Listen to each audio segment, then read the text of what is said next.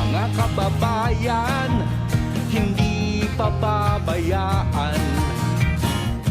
Kahit anong oras, kahit anong panahon,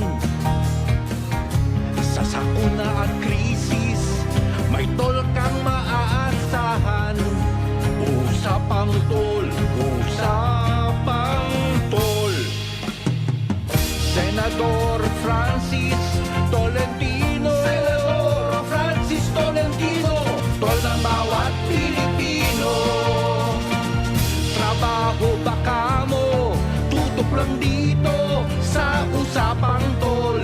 Usapang Tol, Usapang Tol. Senador Francis Tolentino, Senador Francis Tolentino, tol ng bawat Pilipino. Magandang umaga po Luzon, Visayas at Mindanao. Ngayon po ay araw ng Lunes, umpisa ng work week. Ngayon po ay ika-24 sa buwang ito ng Hunyo, taong 2024. Ako po ang inyong lingkod, Cecil Villarosa, para sa programang Usapang Tol. Makakasama natin syempre mamaya, wala pong iba, kundi ang tol ng bawat Pilipino, Senator Francis Tol Tolentino. Tayo po ay live na nasusubaybayan sa iba't ibang panig ng bansa sa pamamagitan po yan ng mga regional station ng DWIZ 882 at syempre maging sa iba't ibang panig ng mundo. Kaya yung ating mga kababayang OFW, pwede po kayong mag-antabay, sumubaybay at tumutok sa mga online accounts ng DWIZ at syempre tayo po ay live simulcast din sa Aliw TV Channel 23. Pwede po kayong sumama sa ating talakayan ngayong umagang ito. Pag-uusapan natin yung ating mga kababayan na atleta na nandoon na sa Paris, France para maghanda sa nalalapit na Paris Olympics. At pwede po kayong magpadala ng mensahe sa aming text line 0999-376-6768 o kaya po ay magpadala ng komento sa amin pong Facebook page. At mamaya ilalaanan natin ang oras na mabigyan po ng pagkakataon na mabasa ang inyong mga komento, mensahe at kuro-kuro. Gaya nga po nating nabanggit kanina, dumating na sa France yung mga Pilipinong atleta na lalahok sa 2024 Paris Olympics. Sila po isa sa ilalim muna sa pagkasanay ng isang buwan bago sila tumulak patungo ng Paris para sa pagsisimula ng Olympics sa July 26. Meron silang tutuluyan doon na training camp doon sa area ng Metz, dyan sa Paris. Ang 2024 Olympics, special po ito para sa ating mga Pilipino dahil ito rin po ang ika-100 taong pagsali ng Pilipinas sa nasabing sports event. Nauna na nga pong sinabi ng Philippine Olympic Committee President Mayor Bambol Tolentino sa programang Usapang Tol na mula po sa 15, posibleng madagdagan pa ng 10 yung mga lalahok na mga Pilipinong atleta sa Olympics. At dito rin nyo rin sa Usapang Tol, unang napakinggan at nasaksihan ang aktwal na preparasyon sa Paris para sa Olympics at yan nga po sa pamamagitan ng live na pag-uulat ng ating correspondent, ng ating OFW correspondent sa France na si Dick Villanueva. Ang mga boksingerong sina Carlo Paalam at Nesty Petesio na parehong silver medalist sa nakaraang Olympics ang magiging flag bearer ng Pilipinas at noon nga pong Biyernes, naganap, idinaos yung send-off ceremony para sa mga Pilipinong atleta na lalahok nga po sa Olympics. Sa Intramuros, Maynila po yan ginanap yung send-off ceremony at yan ay dinaluhan mismo ni President Bongbong Marcos at syempre ni Senator Francis Tol Tolentino. Mamaya po makakakuha tayo ng karagdagang detalye kaugnay doon sa pagdating sa France ng ating mga kababayang atleta. Magmumula po yan sa live na report ni Dick Villanueva. At back-to-back po ang magtol sa pagtataguyod at aktibong pagsuporta sa sports dahil kung doon sa France, naroroon si POC President Mayor Bambol Tolentino, sa Zamboanga City naman po, naroroon si Senator Tol para naman po yan sa ROTC Games Mindanao Leg. Nagsimula po yan kahapon. Ayan, magkakaroon din tayo ng update mula kay Senator Tol, kaugnay ng ginagawang ROTC Games sa Mindanao at layon nga rin pong sanayin yung mga kabataan ng ROTC Games na lalahok sa mga international competition at maisulong yung kahalagahan ng sports program, physical education, self-discipline, teamwork at excellence. Yan, makakakuha tayo ng karagdagang detalye mula po kay Senator Tol kaugnay doon sa ROTC Games. Meron na palang mga atleta na dating lumahok dyan sa ROTC Games. Naging bahagi na po ng national team ng Philippines. Naging mga national athlete na. So parang nagiging pool yan. Yung ROTC Games, nagiging pool yan para magkaroon ng para sanayin yung mga Pilipinong kabataan in case na sila ay makitaan ng potensyal para lumahok sa mga international event o international competition pagdating po sa larangan ng sports. Samantala, bago tayo tuluyang lumalim pa sa ating talakayan, bigyang daan po natin ang ating mga headlines. Ang balitang ito ay hatid sa inyo ng Fuji Denso Home and Commercial Appliances, where you get reliable, durable, and energy-saving products. Upgrade your usual appliances to Fuji Denso HD Inverter Appliances. Fuji Denso, quality above all. Upgrade your home, upgrade your business with Fuji Denso, quality above all. Ang balitang ito ay hatid sa inyo ng M. Luwilier. Basta kwarta padala, mag M. Luwilier na. Lahat sigurado. Ang balitang ito ay hatid sa inyo ng Technogas Technique Kitchen Appliances. Technogas Technique is available in appliance stores nationwide. Furnish your kitchen with Technogas Technique appliances. Technogas Technique, your cooking partner. That's the Technogas Technique. mga malalaking balita. Pinag-uusapan mga balitang bagong-bago sa DWIZ Headlines. Sa ulo ng ating mga nagbabagang balita ngayong araw ng Lunes, ika-24 sa buwang ito ng Hunyo taong 2024, mas mababang presyo ng imported rice posibleng maramdaman sa Agosto ayon sa Department of Agriculture. DWIZ Balita. Bamban Tarlac Mayor Alice Guo pinatalsik na mula sa NPC. DWIZ Balita. Dating Congressman Tebes laya na mula sa house arrest sa Timor-Leste. DWIZ Balita. Kaligtasan ng mga Pilipinong seamen sa panibagong pag-atake ng mga Houthi rebel tiniyak ng DMW. DWIZ Balita. At paglabas ng 14 billion pesos para sa military pension, inaprubahan na ng DBM. Mga balitang updated, mga isyong updated, mga komentaryong updated sa Usapang Tol. Kasama si Senator Tol, Senator Francis Tolentino, Tol ng bawat Pilipino, at Cecil Villarosa. At ngayon sa detalye ng ating mga balita, posibleng maramdaman na sa Agosto ang mas mababang presyo o murang halaga ng imported rice na darating sa bansa. Ito ang inihayag ni Agriculture Assistant Secretary at Spokesman Arnel de Mesa matapos aprubahan ang Executive Order No. 62, bunsod ng mahal na presyo ng bigas sa international market. Ayon kay ASEC de Mesa, inaasang mararamdaman na ng publiko ang abot kayang presyo ng bigas dahil sa 15% bawas singil sa taripa ng imported rice at iba pang mga produkto. Sinabi pa ng opisyal na magiging epektibo ang nasabing kautusan sa Hulyo 6 kung saan batay sa pagtataya ng Philippine Statistics Authority, mababawasan na ng 6 pesos hanggang 7 pesos ang presyuhan ng imported rice sa merkado. Nilinaw naman ni ASEC de Mesa na isa sa ilalim pa rin sa pag-usuri ang itatapyas sa taripa sa mga imported rice sa kada 4 na buwan para makita kung epektibo o mabisa ba ang pagkapatupad tungo sa mas murang bigas na mabibili sa mga pamilihan. DWIZ Balita. Sa iba pang mga balita, tuluyan ang napatalsik bilang miyembro ng NPC o Nationalist People's Coalition si suspended Mayor Bamban Tarlac Mayor Alice Guo. Ito ang kinumpirma ni dating Senate President at NPC Chairman Vicente Soto III sa isang liham kay Tarlac Governor Susan Yap. Nabatid na ang pasya ng liderato ng partido hinggil sa pagkakasibak sa kontrobersyal na alkalde bilang miyembro ng NPC ay mula sa petisyon ni Governor Yap noong 17 ng Hunyo.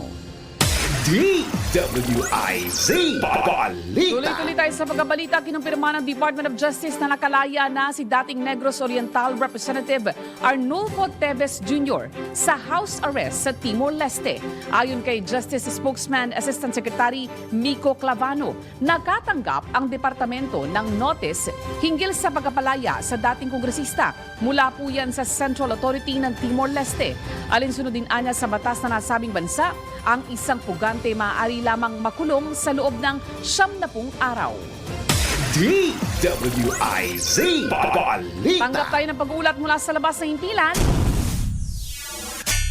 General Marbil muling nagbigay ng babala laban sa mga pulis na nagmumoonlighting bilang protektor ng Pogo Operation. Detalye ng balita mula kay Patrol Number 17, Jopel Peleño.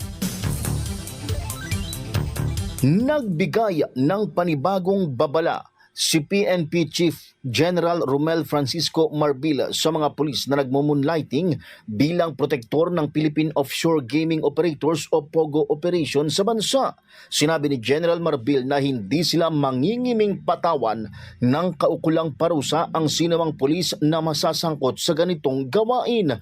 Ipinaalala din ng General sa mga pulis na mariing tumalima sa batas at panatilihin ang pinakamataas na pamantayan ng integridad, partikular na pagdating sa usapin ng POGO. Matatandaan na kamakailan lamang pinaigting ng pambansang pulisya ang kampanya laban sa illegal POGO operation na nagresulta sa tuluyang pagpapatigil sa operasyon ito kasunod ng ikinasang coordinated efforts ng CIDG at ng PNP Anti-Cybercrime Group. Siniguro pa ng PNP chief sa publiko na gagawin nila ang lahat upang mapanatili ang kaayusan at seguridad ng bansa. Ito si Patrol 17 Chopel Peleño para sa Himpilang May Todong Lakas, DWIZ nagbabalita ng tama, naglilingkod ng tama. DWIZ Balita. Tiniyak naman ni Migrant Workers Secretary Hans Leo Kakdak na ligtas sa mga Pilipinong seaman na sakay ng bulk vessel na MV Transworld Navigator na inatake ng mga rebelding Houthi. Ayon kay Secretary Kakdak, nakausap na rin ng mga Pilipinong tripulante ang kanilang mga pamilya. Patuloy namang minomonitor ng DMW ang sitwasyon at nakikipag-ugnayan na rin ang kagawaran sa mga pamilya ng biktima at sa may-ari ng barko. Naganap ang panibagong pag-atake ng Houthi kasunod ng pag-atake ng grupo sa MV Tutor na may sakay na 22 seafarer. DWIZ Balita. Ang latest naman mula sa Filipino Mirror, aprobado na sa Department of Budget and Management o DBM ang pagkapalabas ng mahigit 14 billion pesos para sa pensyon ng military retirees para sa July hanggang September 2024. Ito ay matapos aprubahan ni Budget Secretary Amena Pangandaman ang hiling ng Department of National Defense Armed Forces of the Philippines para sa pagkapalabas ng pondo. Ayon kay Pangandaman, nagpapakita ang pag-aproba sa dedikasyon ng pamahalaan na kilalanin ang serbisyo at sakripisyo ng mga Pilipinong sundalo o ng mga sundalong Pilipino. Magbibigay ang pondo ng benepisyo sa halos 140,000 pensioner, kabilang ang requirement para sa pagtuloy, paglipat at pagbalik ng pensyon ng military retirees at ng kanilang mga legal na benepisyaryo. Samantala, kukunin ang pondo sa Pension and Gratuity Fund sa ilalim po yan ng Fiscal Year 2024 General Appropriations Act. DWIZ Balita. Report po muli mula sa labas ng himpilan. Ilang lansangan sa lungsod ng Maynila sarado ngayong araw para sa gagawing civic at military parades. Detalye ng balita mula kay Patrol Number 5, Aya Yupanco. Ilang lansangan sa lungsod ng Maynila ang sarado ngayong araw para sa isasagawang civic at military parades para sa selebrasyon ng ika-453 araw ng Maynila. Kabilang sa mga lansangan na isinara simula kaninang alas 12 ng hating gabi ay ang mga sumusunod: ang kahabaan ng Onyx Street mula Pedro Hill hanggang Sobel Rojas Street, Florentino Torres mula Nacar Street hanggang San Andres Extension, Sobel Rojas Street mula Pablo Ocampo hanggang Pasig Line, Ito si Patrol number 5. Ay, iyo pang kaparo sa Elemental ng Lakas. DWIC. Nagbabalita ng tama, naglilingkod ng tama.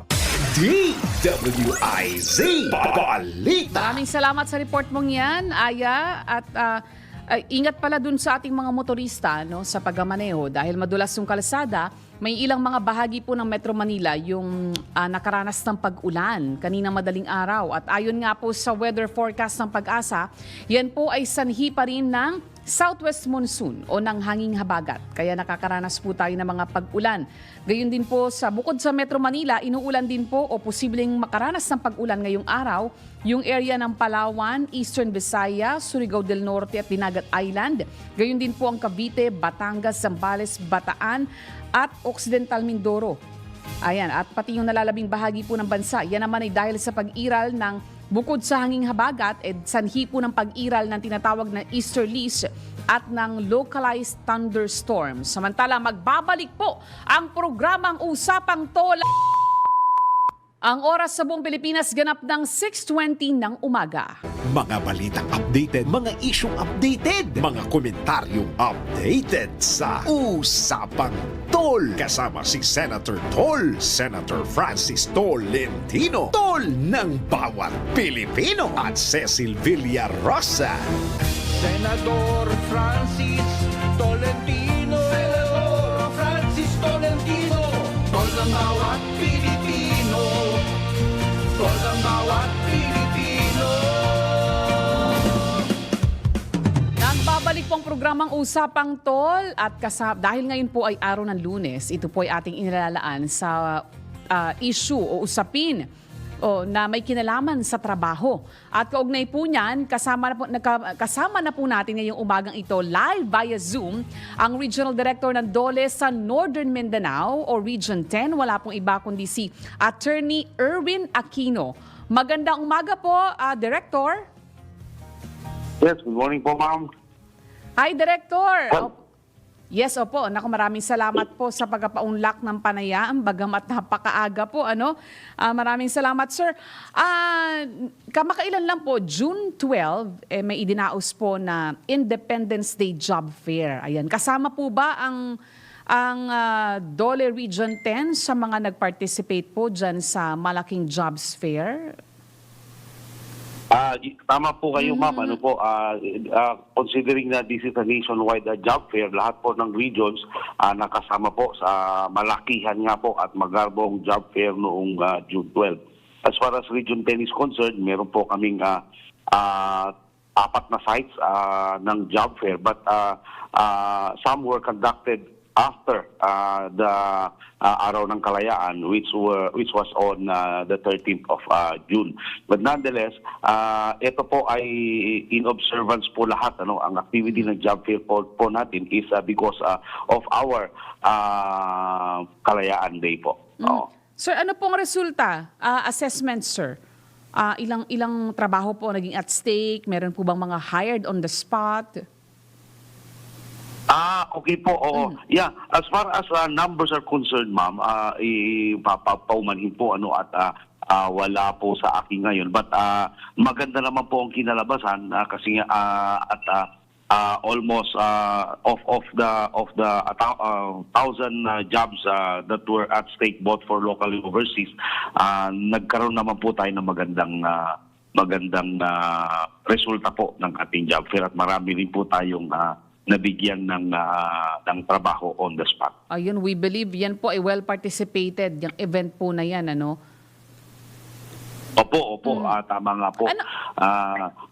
Hello? Yes, Yes, go sir. on, Opo. please. Sir, malaman lang namin, ano po ba yung mga lalawigan na sako po ng Northern Mindanao?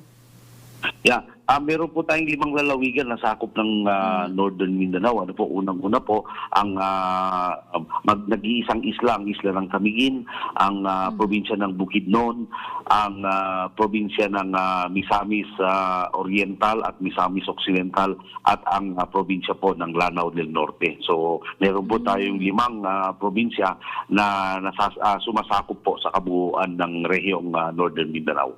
Sir, do you have statistics po ba, sir, kung gaano po karami yung unemployment rate dyan po sa mga lalawigang yan. At just to emphasize, sir, itong kahalagahan na idinaos po na jobs fair. Yes, ma'am. Yes, ma'am. Oo. Ang latest survey po natin for unemployment rate is for kabuuan po ng Northern Mindanao, meron po tayong 4.3% or more or less 104,000 under our unemployment rate Pero sa divide po nito sa ating mga rayon, we have Bukidnon which is 3.1%, Camiguin is 4.4%, Lanao del Norte is 4%, Misamis Occidental is 3.9%, Misamis Oriental is 4.4%. At siya nga po pala, meron po kasi kaming isang field office, ang Cagayan de Oro, natatanging city po na meron po kaming field office, the Cagayan de Oro field office, which caters to employment needs of all ito pong mga naninirahan sa Cagayan de Oro City po. Meron po tayong 6.9% na unemployment rate po. Okay. Actually, sir, tinitingnan ko po yung data ng PSA, January 2024, 3.3% yung unemployment rate. Siguro po naging malaking dahilan yung epekto po ng El Nino phenomenon, sir? Kaya po tumaas yung unemployment rate. Tama nga po, no. Ito pong pagkakaroon natin o pagka-experience po natin ng El Nino ay isa pong malaking dahilan. Bakit po medyo biglang may pagtaas ang unemployment rate natin, Opo, all the more, sir, na talagang importante po yung idinaos na jobs fair noong June 12 at marami ang nakilahok. Yes po. Kaya nga po kami nagpapasalamat po sa mga partner agencies namin, particular na po ang mga local government units na hanggang noon at hanggang ngayon palagi pong tumutulong sa amin. At ito pong mga local na establishmento po sa kabuuang Northern Mindanao po na palagi pong tumutulong sa amin pag nagkakaroon po kami ng palakihang job fair po. Sir, lastly, sir, yung marching order ni Presidente Marcos noong Mayo, noong Labor Day, simula na yung consultation para doon sa posibilidad ng panibagong wage hike. On the part po of Dole Region 10, ano na po ang naging hakbang ng inyong tanggapan? Nagsimula na rin ho ba ang public consultation?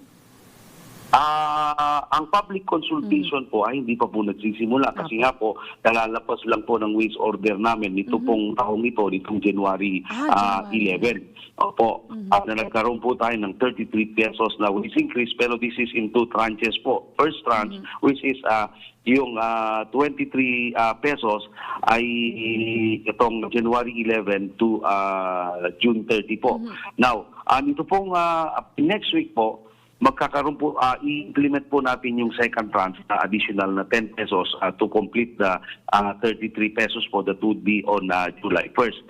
Pero po, ang regional board naman po ay palaging pinag-uusapan po sa kanilang mga board meetings. Ito pong sufficiency po at saka nire-review po yung kasalukuyang wage order at hopefully by November, before November, we would review and we would conduct consultations and public hearings po para po ihayag po sa mga tao kung meron pong bang kung kinakailangan nga po bang ng panibagong wage increase or kung magkano po at kung ito nga po ay this would answer yung mga kahilingan po ng ating mga manggagawa sa buong rehiyon ng Northern Mindanao po. Next week, sir, ipapatupad yung second tranche. Yan po ay kailan? Anong petsa? At yes po, oras po na... July 1st po, ma'am. July Ang second tranche natin. Opo. Of ito po yung last tranche of additional 10 pesos of the total 33 pesos po that was effective last January 11 po. Itong taong ito lang po. Opo, Director, dahil dyan, magkano na po ang magiging minimum wage sa Northern Mindanao umpisa July 1? Magiging 438 na po sa darating na July 1 po. Okay. Maraming yan po ang pinakamalaki po, yung 438 po for non-agricultural establishments po. Okay, marami pong salamat. Very well said po. Walang Salamat anuman po sa po. paliwanag, sir. Yeah. And Okay kung po. meron po kayong mga gagawing mga aktibidad, sir, ang inyong tanggapan, ayan, welcome po na i-announce ninyo yan dito po sa programang Usapang Tol. Marami pong salamat, sir. Unang-una po kami po nagpapasalamat sa pribilehiyong naibigay po ninyo para po makapagbigay din ng konting informasyon sa katayuan, partikular sa issue ng paggawa dito po sa Northern Mindanao. Actually, kararating lang po ng ating butihing sekretaryo last week po dito sa Northern Mindanao para po pasinayan ang dalawang napakamahalagang programa po na ni-launch po ng DOLE Northern Mindanao. Ito po yung tulong natin sa mga lumad, yung Project Alima natin, assistance to lumads, to lumad communities through interventions from multiple agencies. Ito po ay isang convergence activity po ng higit kumulang na 10 ahensya po, kasama na po ang mga local government units at ang mga barangay units para po magbigay ng government internship program ng tupad po at saka ng sustainable livelihood po sa ating mga kapatid na lumad po sa bandang Misamis Oriental po. At of course, ang isa ay ang yung pong Workers Organization and Development Plus po namin. Ito po ay sustainable livelihood din po binibigay po ng departamento para po sa mga membro ng Workers Association or Workers Union po. At napagkalooban po nga po ng 1 milyong consumer store ang labor union po ng Del Monte Cannery po dito sa Pugo na pinuntahan po ng ating mahal na Secretary Benvenido Iligis Ledesma, kasama po ang ating Undersecretary Julie Igargo po. So sa pamagitan po ng mga programang ito, tayo po kahit papano ay nakakatulong po sa ating manggagawa sa kabuuan ng Northern Mindanao para po maitaas kahit konti ang antas ng kanilang pamumuhay. Maraming salamat po at magandang umaga po sa inyo lahat. Maraming salamat po yan para po maitaguyod yung diwa ng tinatawag na inclusivity. Maraming salamat po. Inyo pong napakinggan ang ating panayam kay DOLE Northern Mindanao Regional Director Attorney Erwin Aquino.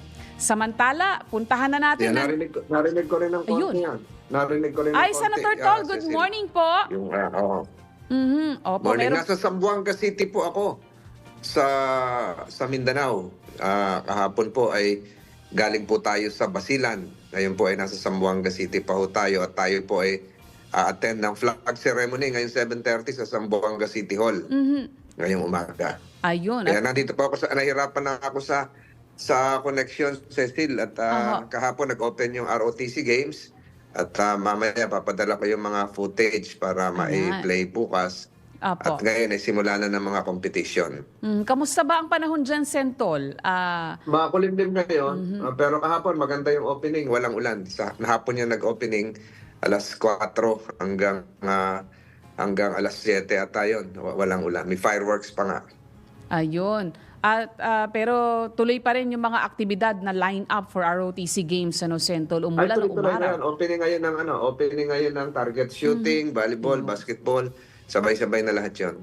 Ayun. At Sentol, puntahan na pala natin si Alexa.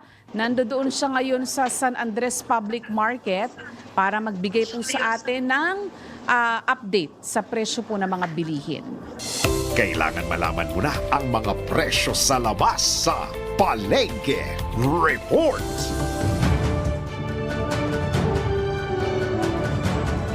Alexa, maganda umaga. Alexa? Magandang umaga sa Yun. Senator at Mrs. Lalo na sa mga tagapakinig natin sa usapang tol dito sa BWIC. Balik tayo ngayon dito sa San Andres Market, dito sa Teka, nawawala-wala yung Manila para mag-up ng Nawala, 120 Chappy. kilo. Bawang 160, Ayan, oo. patatas 140, ampalaya 160, sayote 70. Ang luya medyo mahal pa rin dito na sa 300 pesos ang imported. Mahal, Ang 300 pa talong rin. 100, repolyo 80, baget pocha ay nasa 120 pesos. Sa karne naman, ang pork chop ay 320. Ang gempo, nasa 370 pesos last week lang daw ito. Pero ngayong araw ay nasa 400 pesos na. Ang Teka, nawawala-wala si Wala, Chappy siya. Sandy. Baka nandun siya sa loob ng... Alexa, si Alexa yun. Si Alexa. Nandun yata siya sa loob ng San Andres Public Market mismo. Lang ba yan? nagre-report. Malaking palengke yan sa malapit sa Quirino Avenue sa Manila. Papunta Rojas Boulevard yan. Pag dinerecho mo yan, papunta na yan ng Malati Church. Yung Quirino yung San Andres Market. Napakalaking palengke yan. At alam mo, yung palengke yan, katabi mismo yan ng Bureau of Plant Industry. Ayun. Na malaking opisina. Oo, katabi mismo. Kadikit. Siguro ang pagitan Parang lang may ay dalawang Kadiwa dalawang store yata tangkal. dyan sa loob sentol ng Bureau of Plant Industry. Yan. Yan, katabi lang siya, kadikit lang siya. Dalawang tangkal lang ang pagitan. Cecil, kaya dapat kung may opisina siguro na itanong din sa Bureau of Plant Industry yung presyo ng mga gulay, lalong-lalo na yung luya. Oho. Tatawagan daw muna natin maya-maya sentol itong si Alexa. Ine-establish pa yung kanyang signal. Labas muna si Alexa ng San Andres Public Market kasi mukhang kulob yata doon sa loob, Alexa. Oo. Yan. Magbabalik po muna sentol ang programang Usapang Tol habang tayo po ay nag-aantabay dito po sa report ni Alexa at syempre ng update live mula sa Paris, France mula po kay Dick Villanueva. Ayan. Ang oras Natin, no? Apo, balikan natin sila sentol maya-maya. Ang oras po sa buong Pilipinas, ganap ng 6:41 ng umaga. Mga balitang updated, mga isyong updated, mga komentaryong updated sa Usapang Tol. Kasama si Senator Tol, Senator Francis Tolentino, Tol ng bawat Pilipino, at Cecil Villarosa. Senador Francis Tolentino. Senador Francis Tolentino. Tol ng bawat Pilipino. Tol ng bawat Pilipino. Nagbabalik pong programang Usapang Tol at Sentol. Ito, bago natin balikan si Alexa doon sa kanyang palengke report, bigyang daan natin itong live na update ni Dick Villanueva kaugnay ng pagdating ng mga Pilipinong atleta. Ay, Sentol, teka, nawawalan lang po ng nakamute po yata. Ayan, nandoon po si Dick Villanueva ngayon sa Paris, France. Live natin siya makakasama via Zoom para bigyan tayo ng update kaugnay na pagdating nga po ng ating mga kababayang atleta doon para sa Paris Olympic. Good morning sa iyo, Dick. Kasama natin si Senator Good morning, Tol. Dick. Ayan na, hi, Good morning. sir. Yan. Good morning, Sentol, and good morning, Cecil. Ayan. Kahapon, ganap... Kumusta mabu- dyan, Dick? Mabuti naman po. At mainit na, 16 degrees. Masaya na kami nun. Mainit na Naku, pala. malamig dito yan pag 16. Mainit na pala yung 16 degrees. Sana all. Kaya naka-sandals na lang kami, naka-short na lang. Kaya magandang klima dito So ngayon. dumating na yung mga atleta natin. Yeah, nandito po ang ang update. Ganap na alas 8 ng gabi, araw ng Linggo sa Pilipinas. Kahapon yun, nang lumapag ang eroplanong lulan ng atletang Pinoy na sasabak sa Paris 2024 Olympic Games. Unang lumabas sa arrival area si POC President Abraham Tolentino, kasunod ang ipinagmamalaki nating mga atleta na pambato ng Pilipinas sa darating na July 26 sa Paris Olympic. Mainit ang pagsalubong ng pamunuan ng Embahada ng Pilipinas sa France at iba't ibang grupo ng Filipino community. Narito ang pahayag ni Philippine Olympic Committee Abraham Tolentino. Maraming salamat. So, sige. Maraming salamat una sa Filipino community. Maraming salamat sa Filipino community na sumalubong sa amin. Kay Excellency Ambassador, no? Saka sa inyong lahat, Filipino community, maraming salamat. So, papunta na kami ng Mets. Pahinga muna siguro, then bibisitahin namin lahat ng mga facilities, then start na yan, 2 days after start na. Iwanan na namin sila doon, then mag-i-schedule na ng mga trainings nila. Yun. Okay. Yes, oo. I- Oo, okay. sigurado yan. Pangako natin yan sa sambayan ng Pilipinas. Salamat. Ayan. Isa rin ang mga sumubong ay ang representative ng Department ng Lamosel Mets na siyang nangasiwa sa transportasyon ng delegasyon ng Pilipinas na kung saan doon ang magiging training camp ng ating mga atleta. Pakinggan natin ang pahayag ni Johan Pelicot, siya ang representative ng Lamosel Mets. Yeah, pakinggan natin yung naging pahayag. Hindi po yata Baka hindi na-play. Oo, sige Dick, sabihan mo na lang kami ano yung sinabi nung kinatawan ng Lamosel Mets. Alam niyo po yung si Johan Pelicot, siya yung siya yung nangasiwa. Talaga napakabait ha. Alam mo Sentol, may dala-dala sila mag-asawa na pinatranslate nila siguro sa Tagalog. Ang ganda sabi niya, gayang pagdating mga Pilipinong atleta, sabi niya. Tapos ang sabi pa niya, sabi niya sa soundbites niya, sabi niya, at dinadalangin ko na sana makakuha kayo ng medalya at mahal ko ang mga Pilipino, sabi niya. Kasi Sentol, 3 Pilipino lang pala sa Mets. Oo. Nadagdagan ngayon na marami. So ang mangyayari lang sa pala. linggo kung magpapabiyahe ang Filipino community ng bus papunta doon kasi sa misa, may magsasagawa dito ang Filipino community ng tour bus para mag-attend ng misa sa mga atleta para naman daw maramdaman ng mga taga-Mets na maraming Pilipino talaga sumusuporta sa mga atleta natin. 'Yun ang sinabi nung Galing. Oo. Ang galing. Kumusta naman yung mga atleta natin? Mukhang pagod. Sa litrato, nakita ko mga bihis pa sila. Ay, alam mo Sintol, nagulat sila. Nagulat sila nung paglabas nila sa arrival, hindi nila akalain na ganun daw pala karami ang mga Pilipino na sasalubong sa kanila. Wow.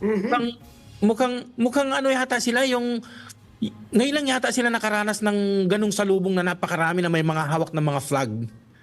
Oo, kaya pati si Mayor si Mayor Abraham Tolentino, nagulat siya. Sabi niya, "Ang dami niyo," sabi niya. So sabi ko, kukunti pa lang ho yan kasi nilimitahan kasi nga sabi nga ganyan nung embassy, baka ho pagbawalan na tayo sa airport. Pero ang maganda Sentol, yung mga security doon sa airport nag-cheer din sa mga atleta natin. Meron ding mga Japanese tourists na may flag, ginaganon winawasiwas nila yung flag natin. Ang galing. Oo, kaya nakakaano. Pero yung tinatanong ko, parang litrato, nakabarong na rin sila, ganon? Anong suot Hindi, sila? no, Sentol, naka-uniforme sila ng Philippines. Jacket. Ang ganda nung nila, iba-ibang kulay. Ayan, kung makikita natin kung maipi-play sana yung talagang pagsalubong ng mga Pilipino, sigawan talaga Hindi nga magkamayaw yung mga kababayan natin na sumalubong sa delegasyon ng Pilipinas. Oo, iisa lang ang kanilang hiling. Alam niyo yung sabi? Go for the goal. Sabi nga niya. Oo, talagang, at saka napakaganda nung bus na sinakyan nilang papuntang Mets. Talagang, ang ganda nung ibinigay talaga nung si Mr. Pelicot na First class yung first bus. class. Oo, mayroong internet, mayroong lahat. Higara. Napakalinis. Talagang para ka nasa eroplano Ayun. Hindi mataas ang moral ng mga atleta natin. Yun, Kasi importante. yung gabi bago umalis, alas 4 sila umalis ng Pilipinas, nag-dinner pa kami kasama si Presidente BBM sa Intramuros. So yung iba dyan, nag-fashion show pa. Binigyan sila ng mga bagong, yung Desley Paris na bag. May nag-sponsor sa kanila, saka Adidas, so nag-rampa sila doon. So mataas din ang moral nila bago umalis. At inaasahan natin mga kakold, yan si Nesty Pitesio, si Kaloy Yulo, at si mga nauna dyan, si EJ Obiena, at saka si Yumer Marcial. So marami tayong kandidato sa gold, Sir Dick at Cecil. So yun siguro inaasahan natin. Sana maging maganda yung training nila. At ang biro ko pa kay Kaloy Yulo at saka doon sa 2 boksingero ay magbaon ng ligo kung sardinas para hindi sila magsawa sa pagkain. Alam niyo, Sentol, sa tingin ko, magaganda ang training nila kasi napakaganda na ng klema rito. Kasi di ba kung ihahambing doon sa Tokyo Olympics, siyempre ang klema niyan parang klema rin sa atin eh. Ngayon, napakaganda talaga na. Itong 16 na degrees ngayong araw na to, lahat ng tao lumabas, naka-t-shirt, naka-short, naka-sandals Naku, lahat. maganda. Kasi ang ganda na sa Oo. amin dito nun eh.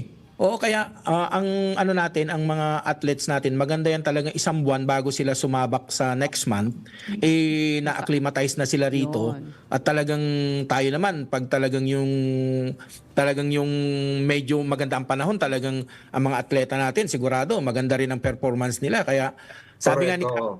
nga ni Carlo Paalam kagabi, Ayun, sa pa yun, kandidato ko. natin yun. pipilitin Oo. ko sa magkaroon ng medalya ulit, sabi niya. At hindi silver, gagawin nating gold, sabi pa niya. Silver siya dati. Pero magaling yan. 6 consecutive wins yan bago nakapasok sa Paris. And yung 6 consecutive wins niya, everyday. Galing, kaya Sa Italy yun, everyday lumaban ng araw-araw yan hanggang makapasok sa Paris. Wow. Yung si Giovanni, yung Philippine Navy na babae, ay yun na sa rowing, yung single rowing, yung patalikod yung rowing. Bumisita rin sa akin yan bago umalis. So, Philippine Navy yan. talagang nakakatuwa nga dahil sa airport parang umingay, parang nagkaroon ng rally dahil sa sobrang ingay ng mga Pilipino dahil sa pagsalubong sa kanila. Ngayon, syempre, kasi ang mga Pranse, minsan kapag nakikita nila maraming tao, kala nila may rally, ganun, pero pagsalubong, kaya pati sila yung mga security nakikipalakpak din. Nako, ang ganda ng At madadagdagan Very pa yun warm na welcome. tig na 10. Meron pa 10 na madadagdag kasi may 2 golfer, sina Bianca Pagdanganan at isa pa, at may mga iba pang mga runners tayo na papasok pa. So magiging 25 yung delegation natin. 15 lang yan na andyan pa. So magiging 25 yan maximum. Ang nakakatuwa nga, Sentol, sabi, ay may DWIZ pala rito sa Paris. Sabi nila, Oo, kasi nag-interview ako sa microphone ng DWIZ. Sabi niya kay Senator Tolentino. Sabi niya, ganun ng mga athletes. maraming salamat. Ang dami mo natulungan dyan. At lahat sila. Maraming salamat sa efforts mo, Dick. At hopefully, ma-interview mo yung first gold medal natin dyan. Sana po. Talagang we're crossing our finger na sana talagang another gold na naman tayo nitong 2024 Paris Olympic. Okay. Yan. At yan na muna ang aking report mula rito sa Paris, France. Ito po si Dick Villanueva sa Usapang Tol. Nagbabalita ng tama, naglilingkod ng tama sa DWIC 882. Maraming salamat, Dick Villanueva. Nagre-report mula sa Paris. At siguro bago ka manalangin, Cecil, batiin mo natin na happy birthday yung ating Angkor at Senate reporter si Ma'am Cecil Bueno. Happy birthday. Happy birthday, Ma'am Cecil. Ay, good morning at happy birthday, Ma'am Celi. Ma'am Celi Bueno, happy birthday. Babalikan na ba natin si Alexa o bukas na tayo babawi kay Alexa? Bukas na tayo babawi. kay Alexa. Ituloy mo na yung panalangin. At ako ipapunta naman sa flag ceremony dito sa Ciudad del Zamboanga, kung saan ang galing din yung ating first gold medal sa Olympics. Dito galing si Heidelin Diaz. Back-to-back nga, Sentol, na usaping sports ngayong umaga tayo. At Sentol, bago tayo tuluyang magpaalam, bigyang daan po muna natin ang mahalagang mensahe mula po kay Sir D. Edgard Cabangon, ang chairman ng Aliw Broadcasting Corporation. A quote to live and share, very true.